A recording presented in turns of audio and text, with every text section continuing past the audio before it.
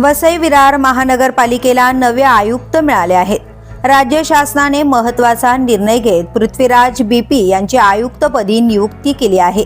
सध्याचे आयुक्त मनोज कुमार सूर्यवंशी 31 मार्च 2026 रोजी निवृत्त होत असून त्यांच्या जागी आता 2014 बॅचचे IAS अधिकारी पृथ्वीराज बीपी यांच्याकडे ही जबाबदारी सोपवण्यात आली आहे।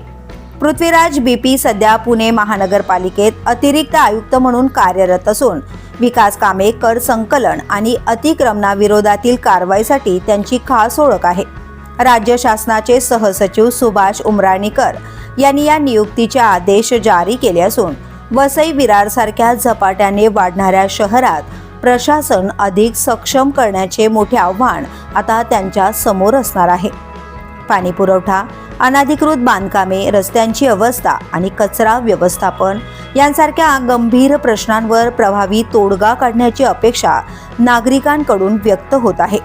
कार्यक्षम आणि शिस्तप्रिय अधिकारी म्हणून ओळख असलेल्या पृथ्वीराज बीपी यांच्या नेतृत्वात वसई विरारच्या विकासाला नवी दिशा मिळणार का, याकडे आता सर्वांचे लक्ष लागले आहे। द पोलीस न्यूजसाठी अनिल शिरसाट, वसई विरार।